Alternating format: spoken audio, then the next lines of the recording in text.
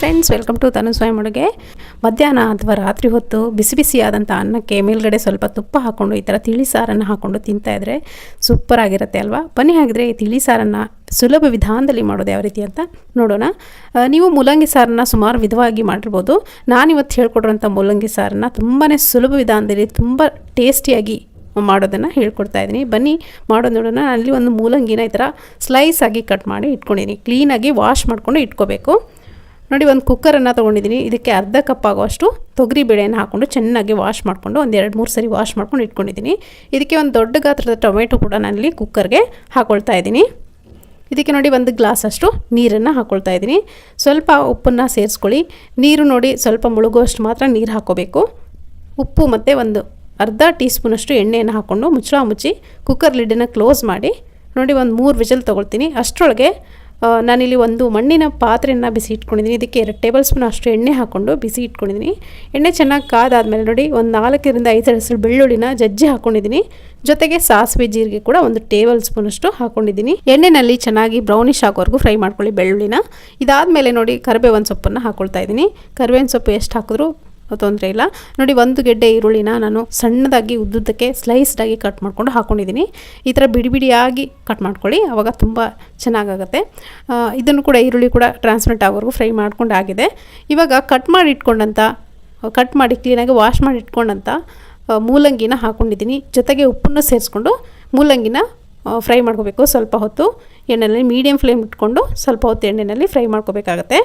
ನೀವು ಸುಮಾರು ಸರಿ ನೀವು ಕುಕ್ಕರ್ನಲ್ಲಿ ಹಾಕಿ ಕೂಗಿಸಿ ಮಾಡಿರ್ತೀರ ಮೂಲಂಗಿನ. ಕುಕ್ಕರ್ನಲ್ಲಿ ಹಾಕಿ ಕೂಗಿಸಿದಾಗ ಒಂಥರ ಸ್ಮೆಲ್ ಆಗುತ್ತೆ. ಆ ಸ್ಮೆಲ್ಲು ಪ್ರತಿಯೊಬ್ಬರಿಗೂ ಇಷ್ಟ ಆಗಲ್ಲ. ಒಬ್ರಿಗೆ ಇಷ್ಟ ಆಗುತ್ತೆ, ಕೆಲವೊಬ್ರಿಗೆ ಇಷ್ಟ ಆಗಲ್ಲ. ಹಾಗಾಗಿ ಈ ಥರ ಮಾಡೋದ್ರಿಂದ ಸ್ವಲ್ಪ ಕೂಡ ನಿಮಗೆ ಮೂಲಂಗಿ ಸ್ಮೆಲ್ ಅನ್ನೋದೇ ಬರೋದಿಲ್ಲ. ಅಷ್ಟು ಚೆನ್ನಾಗಾಗುತ್ತೆ. ಟೇಸ್ಟ್ ಕೂಡ ಡಿಫ್ರೆಂಟಾಗುತ್ತೆ. ಸ್ವಲ್ಪ ಅರಿಶಿನ ಪುಡಿ ಕೂಡ ಹಾಕ್ಕೊಂಡು ಚೆನ್ನಾಗಿ ಫ್ರೈ ಮಾಡ್ಕೊಂಡಿದ್ದೀನಿ. ಇದಕ್ಕೇ 1 ಟೀ ಸ್ಪೂನಷ್ಟು ಧನಿಯಾ ಪೌಡ್ರ್ ಕೂಡ ಹಾಕ್ಕೊಂಡೆ ನಾನು. ಹಾಕ್ಕೊಂಡು ಎಣ್ಣೆಯಲ್ಲಿ ಫ್ರೈ ಮಾಡ್ಕೋಬೇಕು. ಧನಿಯಾ ಪೌಡ್ರ್ ಮಸಾಲೆ ಏನಿದೆ ನೋಡಿ ಎಣ್ಣೆಯಲ್ಲಿ ಫ್ರೈ ಮಾಡ್ಕೋಬೇಕು. ಜೊತೆಗೆ 1-2 ಸ್ಪೂನ್ ಆಗೋಷ್ಟು ಅಚ್ಚಕಾರದ ಪುಡಿ ಕೂಡ ನಾನಿಲ್ಲಿ ಹಾಕ್ಕೊಂಡಿದ್ದೀನಿ. ಈ ಮಣ್ಣಿನ ಮಡಿಕೆನಲ್ಲಿ ಮಾಡುವಂಥ ಸಾಂಬಾರಾಗಲಿ ಯಾವುದೇ ಅಡುಗೆ ಆಗಲಿ ತುಂಬಾ ರುಚಿ ಕೊಡುತ್ತೆ ಫ್ರೆಂಡ್ಸ್. ಒಂದ್ಸತಿ ನೀವು ಕೂಡ ಟ್ರೈ ಮಾಡಿ. ಮಣ್ಣಿನ ಪಾತ್ರೆಯಲ್ಲಿ ಅಡುಗೆ ಯಾರ್ಯಾರು ಮಾಡಿಲ್ಲವೋ ಇನ್ನೂವರೆಗೂ ಇನ್ಮೇಲೆ ಟ್ರೈ ಮಾಡಿ ಅಂತ ಹೇಳ್ತೀನಿ. ನೋಡಿ ಸ್ವಲ್ಪ ನೀರು ಹಾಕ್ಕೊಳ್ತಾ ಇದ್ದೀನಿ. ಚೆನ್ನಾಗಿ ಫ್ರೈ ಮಾಡ್ಕೊಂಡಿದ್ದೀನಿ. ಅಚ್ಚಕಾರದ ಪುಡಿ ಹಾಕ್ಕೊಂಡು ನೀರು ಹಾಕ್ಕೊಂಡು ಇದು ಸ್ವಲ್ಪ ಕುದಿಬೇಕು. 1-2-3 ಕುದಿ ಕುದ್ರೆ ಇದು ಕ್ಲೀನಾಗಿ ಫ್ರೈ ಆಗುತ್ತೆ, ಅಂದರೆ ಕ್ಲೀನಾಗಿ ಬೇಯುತ್ತೆ. ಮೂಲಂಗಿ ಏನಿದೆ ಮುಚ್ಚಳ ಮುಚ್ಚಿ ಒಂದು 5-10 ನಿಮಿಷ ಬೇಡೋಣ. ನೋಡಿ ಒಂದು 5 ನಿಮಿಷದಿಂದ ಚೆನ್ನಾಗಿ ಕುದೀತಾ ಇದೆ. ಅಷ್ಟರೊಳಗೆ ನಮ್ಮ ಕುಕ್ಕರ್ ವಿಜಲ್ಲು ಕೂಗಿರುತ್ತೆ. ನೋಡಿ ನಾನಲ್ಲಿ ಒಂದು ಲಿಂಬೆಹಣ್ಣು ಗಾತ್ರದ ಹುಣಸೆಹಣ್ಣಿನ ರಸವನ್ನು ಕೂಡ ನಾನಿಲ್ಲಿ ಇದಕ್ಕೇ ಹಾಕ್ಕೊಂಡು ಚೆನ್ನಾಗಿ ಮಿಕ್ಸ್ ಮಾಡ್ಕೊಳ್ಳಿ. ಮೀಡಿಯಮ್ ಉರಿನಲ್ಲಿ ಇಟ್ಕೊಂಡು ಇದನ್ನು ಇದೇ ಥರ ಕುದಿಯಕ್ಕೆ ಬಿಡೋಣ. ಇವಾಗ ನೋಡ್ತಿರ್ಬೋದು ಯಾವ ರೀತಿ ಬೆಂದಿದೆ ಅಂತ. ಜಾಸ್ತಿ ಸಮಯ ಏನು ತೊಗೊಳ್ಳಲ್ಲ ಈ ಮೂಲಂಗಿ ಬೇಯಲಿಕ್ಕೆ. ನೀವು ಕುಕ್ಕರ್ನಲ್ಲಿ ಹಾಕಿ ಕೂಗಿಸಿದ್ರೆ ಮೂಲಂಗಿ ಸ್ಮೆಲ್ ಏನಿದೆ ಬಿಟ್ಕೊಳ್ಳುತ್ತೆ. ಅದು ಇಷ್ಟ ಆಗಲ್ಲ ಸುಮಾರು ಜನಕ್ಕೆ. ಈ ಥರ ಕುದಿಸೋದ್ರಿಂದ ಸ್ಮೆಲ್ ಆಗಲ್ಲ. ಇವಾಗ ನೋಡ್ತಿರ್ಬೋದು ಕುಕ್ಕರ್ ವಿಷಲ್ ಕೂಡ ಒಂದು 3 ವಿಷಲ್ ಕೂಗಿಸ್ಕೊಂಡಿದ್ದೀನಿ. ಬೇಳೆ ಚೆನ್ನಾಗಿ ಬೆಂದಿದೆ.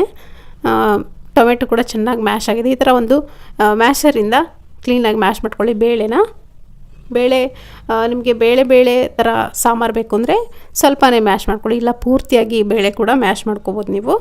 ಇವಾಗ ಮ್ಯಾಶ್ ಮಾಡ್ಕೊಂಡಂಥ ಬೇಳೆನ ನಾನು ಕುದೀತಾ ಇರುವಂಥ ಸಾಂಬಾರಿಗೆ ನಾನಿಲ್ಲಿ ಹಾಕ್ಕೊಳ್ತಾ ಇದ್ದೀನಿ. ಇವತ್ತು ನಾನು ಮಾಡಿ ತೋರಿಸಿದಂಥ ವಿಧಾನದಲ್ಲಿ ನೀವು ಕೂಡ ನಿಮ್ಮ ಮನೆಯಲ್ಲಿ ಮಾಡಿ ನೋಡಿ ಫ್ರೆಂಡ್ಸ್. ಖಂಡಿತವಾಗ್ಲೂ ನಿಮಗೆ ಇಷ್ಟ ಆಗುತ್ತೆ. ನೋಡಿ ಇದನ್ನು ಬೇಳೆ ಹಾಕಿ ಚೆನ್ನಾಗಿ ಮಿಕ್ಸ್ ಮಾಡ್ಕೊಳ್ಳಿ.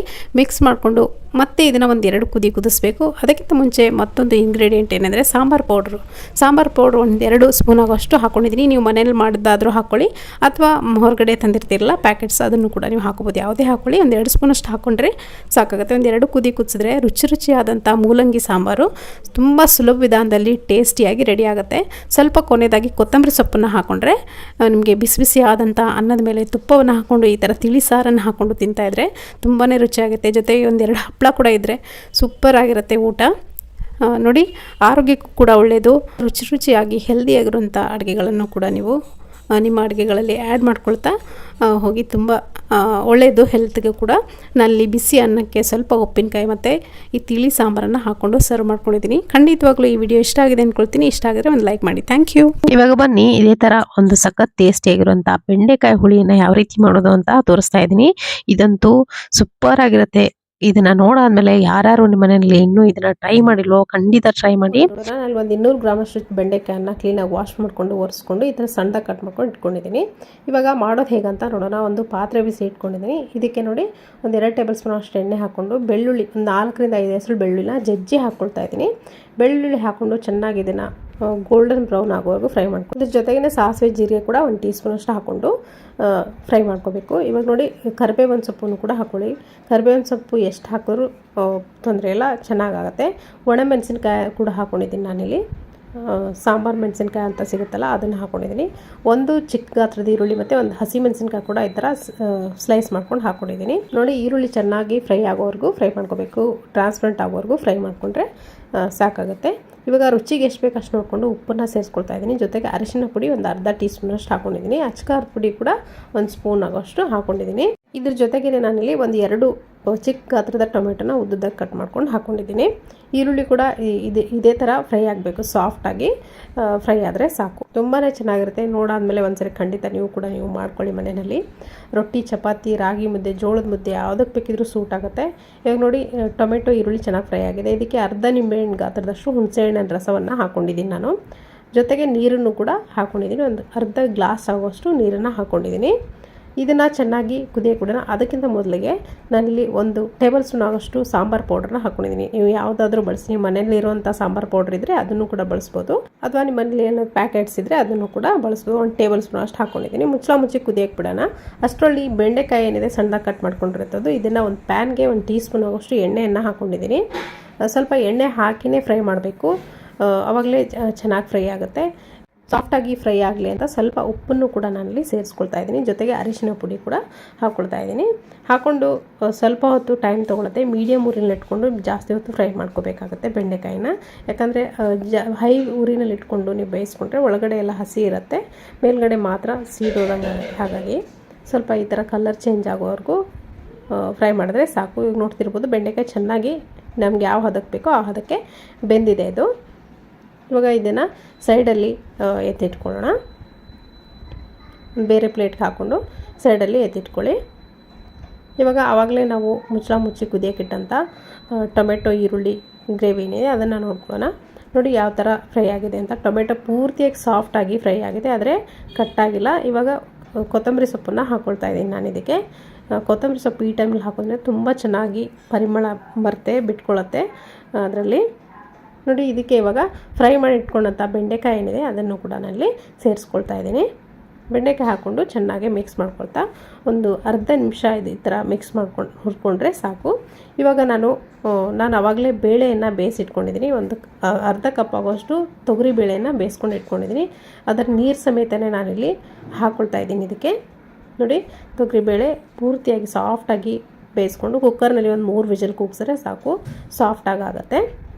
ಇವಾಗ ನೋಡಿ ಚೆನ್ನಾಗಿ ಮಿಕ್ಸ್ ಮಾಡ್ಕೊಳ್ತಾ ಇದೇ ಥರ ಗಟ್ಟಿ ಕನ್ಸಿಸ್ಟೆನ್ಸಿಲಿ ಇರಬೇಕು. ಆವಾಗಲೇ ನಮಗೆ ರೊಟ್ಟಿ, ಚಪಾತಿ, ರಾಗಿ ಮುದ್ದೆ, ಜೋಳದ ಮುದ್ದೆಗಂತೂ ಸಖತ್ತಾಗಿರುತ್ತೆ. ಒಂದ್ಸರಿ ಟ್ರೈ ಮಾಡಿ ನೋಡಿ.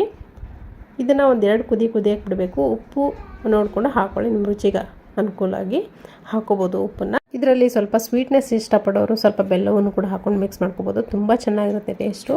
ಸೊ ಇವಾಗ ನೋಡ್ತಿರ್ಬೋದು ರುಚಿಯಾದಂಥ ಬೆಂಡೆಕಾಯಿ ಹುಳಿ ರೆಡಿಯಾಗಿದೆ. ತುಂಬಾ ಸುಲಭ ಮಾಡೋದು, ರುಚಿ ಕೂಡ ಅಷ್ಟೇ ಚೆನ್ನಾಗಿರುತ್ತೆ.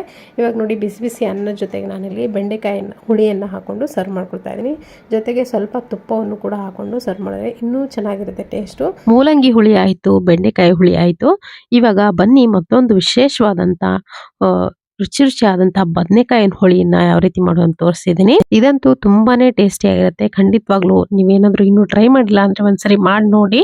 ಇದಕ್ಕೆ ನೋಡಿ ಒಂದು ಕುಕ್ಕರ್ನಲ್ಲಿ ನಾನು ಅರ್ಧ ಕಪ್ ಆಗುವಷ್ಟು ತೊಗರಿಬೇಳೆ ಹಾಕೊಂಡು 2 ರಿಂದ 3 ಸರಿ ವಾಶ್ ಮಾಡ್ಕೊತೀನಿ. ಕ್ಲೀನಾಗಿ ತೊಗರಿಬೇಳೆನ ವಾಶ್ ಮಾಡ್ಕೋಬೇಕಾಗತ್ತೆ. ಅದಾದಮೇಲೆ ನಾನಿಲ್ಲಿ ಮುಳುಗುವಷ್ಟು ಅಥವಾ ಒಂದು ಅರ್ಧ ಗ್ಲಾಸ್ ಅಷ್ಟು ನೀರನ್ನು ಹಾಕೊಳ್ತಾ ಇದ್ದೀನಿ. ಇದಕ್ಕೆ ನೀರು ಹಾಕೊಂಡು 1-2 ಡ್ರಾಪ್ ಅಷ್ಟು ಎಣ್ಣೆ ಹಾಕೊಂಡಿದ್ದೀನಿ. ಜೊತೆಗೆ ಅರಿಶಿನ ಪುಡಿ ಒಂದು ಅರ್ಧ ಟೀ ಸ್ಪೂನ್ ಅಷ್ಟು ಹಾಕೊಂಡು ಚೆನ್ನಾಗಿ ಮಿಕ್ಸ್ ಮಾಡ್ಕೋಬೇಕು. ಅರಿಶಿನ ಪುಡಿ ಹಾಗೆ ಎಣ್ಣೆಯನ್ನು ಹಾಕೋದ್ರಿಂದ ಬೇಗನೆ ಸಾಫ್ಟ್ ಆಗಿ ಇದು ಬೇಳೆ ಏನಿದೆ ಬೇಯತ್ತೆ. ಹಾಗಾಗಿ ಇದನ್ನ ಕುಕ್ಕರ್ ಲಿಡ್ಡನ್ನು ಕ್ಲೋಸ್ ಮಾಡಿ ಒಂದು 3 ವಿಷಲ್ ತಗೊಳ್ತೀನಿ. ಇವಾಗ ಅಷ್ಟರಲ್ಲಿ ಮಾಡೋದನ್ನ ಒಂದು ಪಾತ್ರೆ ಬಿಸಿ ಇಟ್ಕೊಂಡಿದ್ದೀನಿ. ಇದಕ್ಕೆ ಒಂದು 2 ಸ್ಪೂನ್ ಆಗುವಷ್ಟು ಎಣ್ಣೆಯನ್ನ ಹಾಕೊಂಡಿದ್ದೀನಿ. ಎಣ್ಣೆ ಚೆನ್ನಾಗಿ ಕಾದಾದ್ಮೇಲೆ ಸಾಸಿವೆ, ಜೀರಿಗೆ, ಉದ್ದಿನಬೇಳೆ, ಕಡಲೆಬೇಳೆ ಹಾಕೊಳ್ತಾ ಇದ್ದೀನಿ. 1 ಟೀ ಸ್ಪೂನ್ ಆಗುವಷ್ಟು ಜೊತೆಗೆ ಒಂದು 4ರಿಂದ 5 ಹೆಸರು ಬೆಳ್ಳುಳ್ಳಿನ ಜಜ್ಜಿ ಹಾಕೊಂಡಿದ್ದೀನಿ. ಜಜ್ಜಿ ಹಾಕೋದ್ರಿಂದ ತುಂಬಾ ಚೆನ್ನಾಗಿ ಫ್ಲೇವರ್ ಬಿಟ್ಕೊಳ್ಳುತ್ತೆ ಎಣ್ಣೆನಲ್ಲಿ. ಸಾಂಬಾರ್ನ ರುಚಿ ತುಂಬಾನೇ ಚೆನ್ನಾಗಿರುತ್ತೆ. ನೋಡಿ, ಸ್ವಲ್ಪ ಕರಿಬೇವಿನ ಸೊಪ್ಪು ಹಾಕೊಂಡಿದ್ದೀನಿ. ಕರಿಬೇವಿನ ಸೊಪ್ಪು ಎಷ್ಟು ಜಾಸ್ತಿ ಹಾಕ್ತಿರೋ ಅಷ್ಟು ಒಳ್ಳೇದು, ಚೆನ್ನಾಗಿ ಫ್ಲೇವರ್ ಬರುತ್ತೆ. ಇದಕ್ಕೇನೆ ಒಣ ಮೆಣಸಿನ್ಕಾಯಿ ಕೂಡ ನಾನಿಲ್ಲಿ ಕಟ್ ಮಾಡ್ಕೊಂಡು ಹಾಕೊಂಡಿದ್ದೀನಿ. ಒಂದು ಚಿಕ್ಕ ಗಾತ್ರದ ಈರುಳ್ಳಿನ ಉದ್ದುದ್ದಕ್ಕೆ ಕಟ್ ಮಾಡ್ಕೊಂಡು ಅದನ್ನು ಕೂಡ ಹಾಕೊಂಡು ಟ್ರಾನ್ಸ್ಪರೆಂಟ್ ಆಗೋವರೆಗೂ ನಾನಿಲ್ಲಿ ಫ್ರೈ ಮಾಡ್ಕೊಳ್ತೀನಿ. ಫ್ರೆಂಡ್ಸ್, ಮೊದಲನೇದಾಗಿ ವಿಡಿಯೋನ ಕೊನೆವರೆಗೂ ನೋಡಿ. ಒಂದ್ಸರಿ ನೋಡಾದ್ಮೇಲೆ ಈ ರೆಸಿಪಿನ ನಿಮ್ಮ ಮನೇಲಿ ಮಾಡ್ಕೊಳ್ಳಿ, ತುಂಬಾ ಚೆನ್ನಾಗಿರುತ್ತೆ. ಪದೇ ಪದೇ ಒಂದೇ ತರ ಸಾಂಬಾರ್ ತಿನ್ನೋಕ್ಕಿಂತ ಈ ತರ ಡಿಫ್ರೆಂಟ್ ಆಗಿ ಮಾಡ್ಕೊಟ್ರೆ ಮನೇಲಿ ಕೂಡ ಇಷ್ಟಪಡ್ತಾರೆ, ನಿಮ್ಗೂ ಕೂಡ ಒಂಥರ ಚೇಂಜಸ್ ಅಂತ ಅನ್ಸುತ್ತೆ. ಇದಕ್ಕೆ ನೋಡಿ, ನಾನು ಇಲ್ಲಿ ಒಂದು 2 ದೊಡ್ಡ ಗಾತ್ರದ ಟೊಮೆಟೊ, ಹಣ್ಣಾಗಿರುವಂತಹ ಟೊಮೆಟೊವನ್ನ ಹಾಕೊಂಡಿದ್ದೀನಿ. ಟೊಮೆಟೊ ಕೂಡ ಅಷ್ಟೇ ಸಾಫ್ಟ್ ಆಗಿ ಫ್ರೈ ಮಾಡ್ಬೇಕಿಲ್ಲಿ. ಸ್ವಲ್ಪ ಒಂದು 2 ನಿಮಿಷ ಫ್ರೈ ಮಾಡಿದ್ರೆ ಸಾಕಾಗುತ್ತೆ. 1ರಿಂದ 1-2 ನಿಮಿಷ ಫ್ರೈ ಮಾಡಿದ್ರೆ ಸಾಕಾಗುತ್ತೆ. ಬೇಗ ಟೊಮೆಟೊ ಸ್ವಲ್ಪ ಉಪ್ಪನ್ನ ಸೇರಿಸ್ಕೊಂಡು ಫ್ರೈ ಮಾಡಿದ್ರೆ ಬೇಗನೆ ಬೇಯುತ್ತೆ. ಟೊಮೆಟೊ ಆಗ್ಲಿ, ಈರುಳ್ಳಿ ಆಗ್ಲಿ. 1 ಹಸಿಮೆಣಸಿನಕಾಯಿ ಕೂಡ ನಾನಿಲ್ಲಿ ಹಾಕೊಂಡಿದ್ದೀನಿ. ಹಾಕೊಂಡು ಇದನ್ನು ಕೂಡ ಒಂದು ಸ್ವಲ್ಪ ಹೊತ್ತು ಫ್ರೈ ಮಾಡಬೇಕು. ಬಿಸಿ ಬಿಸಿಯಾಗಿರುವಂತ ಅನ್ನದ ಜೊತೆ ಇದನ್ನ ಹಾಕೊಂಡು ತಿಂತಾ ಇದ್ರೆ ತುಂಬಾನೇ ಚೆನ್ನಾಗಿರುತ್ತೆ. ಅಷ್ಟು ಟೇಸ್ಟಿಯಾಗಿರುವಂತ ಒಂದು ಸಾಂಬಾರ್ ರೆಸಿಪಿ. ಇದಕ್ಕೆ ನೋಡಿ, ನಾನು ಬಿಳಿ ಬದನೆಕಾಯಿನ ಉದ್ದುದ ಕಟ್ ಮಾಡ್ಕೊಂಡು ಇಟ್ಕೊಂಡಿದ್ದೀನಿ. ನೀರಲ್ಲಿ ಹಾಕೊಂಡು ಅದನ್ನು ಕೂಡ ಹಾಕೊಳ್ತಾ ಇದ್ದೀನಿ. ಬದನೆಕಾಯಿ ಹಾಕೊಂಡು ಅದು ಸಾಫ್ಟ್ ಆಗಿ ಬೇಯೋವರೆಗೂ ಇದನ್ನ ಫ್ರೈ ಮಾಡ್ಕೋಬೇಕಾಗುತ್ತೆ. ಬದನೆಕಾಯಿ ಬೇಗ ಬೇಯಲ್ಲ, ನಾವು ಎಣ್ಣೆನೆಲ್ಲ ಹಾಕಿಲ್ಲ, ಮೇಲ್ ಹಾಕಿದೀವಿ. ಇದಕ್ಕೆ ನೋಡಿ 1 ಟೀ ಸ್ಪೂನ್ ಅಷ್ಟು ಧನಿಯಾ ಪೌಡರ್ನ ಹಾಕೊಂಡಿದ್ದೀನಿ. ಧನಿಯಾ ಪೌಡ್ರು ಹಾಕಾದ್ಮೇಲೆ ಅಚ್ಕಾರದ ಪುಡಿ ಕೂಡ ಹಾಕೊಂಡಿದ್ದೀನಿ. 2 ಟೀ ಸ್ಪೂನ್ ಅಷ್ಟು ಹಾಕಿದ್ರೆ ಸಾಕಾಗುತ್ತೆ. ಸ್ವಲ್ಪ ಖಾರ ಕಡಿಮೆ ಹಾಕಿದ್ದೀನಿ.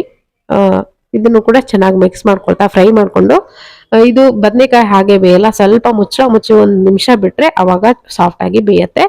ಇವಾಗ ಚೆನ್ನಾಗಿ ಬದನೆಕಾಯಿ ಬೆಂದಾದ್ಮೇಲೆ ನಾನಿಲ್ಲಿ ಅವಾಗಲೇ ಬೇಯಿಸಿಟ್ಕೊಂಡಂತ ಬೇಳೆ ಕೂಡ ಇದಕ್ಕೆ ಮಿಕ್ಸ್ ಮಾಡ್ಕೊಂಡ್ಬಿಟ್ಟಿದ್ದೀನಿ. ಆ ವಿಡಿಯೋ ಕ್ಲಿಪ್ ಮಿಸ್ ಆಗಿದೆ, ದಯವಿಟ್ಟು ಕ್ಷಮಿಸಿ. ಚೆನ್ನಾಗಿ ಬದನೆಕಾಯಿ ಫ್ರೈ ಆದ್ರೆ ಸಾಕು, ಮೆತ್ತಗೆ ಫ್ರೈ ಆದ್ರೆ ಸಾಕು. ಆ ಬೇಳೆ, ಬೆಂದಿರುವಂತ ಬೇಳೆ ಅದನ್ನ ಸೇರಿಸಿ ನಿಮ್ಗೆ ನೀರು ಎಷ್ಟು ಬೇಕೋ ಅಷ್ಟು ಹೆಚ್ಚಿಸ್ಕೊಳ್ಳಿ. ನನ್ನ ಸಜೆಷನ್ ಏನಂದ್ರೆ ಸ್ವಲ್ಪ ಗಟ್ಟಿಯಾಗೇ ಇರ್ಲಿ ಇದು ಸಾಂಬಾರು, ತುಂಬಾ ಚೆನ್ನಾಗಿರುತ್ತೆ. ಮುದ್ದೆಗೆ, ಅನ್ನಕ್ಕೆ, ಚಪಾತಿ, ರೊಟ್ಟಿಗೆಲ್ಲ ಸೂಟ್ ಆಗುತ್ತೆ. ಹಾಗಾಗಿ ಈಗ ನೋಡಿ, ಬಿಸಿ ಬಿಸಿ ಆಗಿರುವಂತ ಸಾಂಬಾರ್ ರೆಡಿ ಆಗಿದೆ, ಬದನೆಕಾಯಿ ಸಾಂಬಾರ್. ಖಂಡಿತ ಈ ರೆಸಿಪಿ ಇಷ್ಟ ಆಗಿದೆ ಅನ್ಕೊಳ್ತೀನಿ. ಇಷ್ಟ ಆಗಿದ್ರೆ ಲೈಕ್ ಮಾಡಿ. Thank you.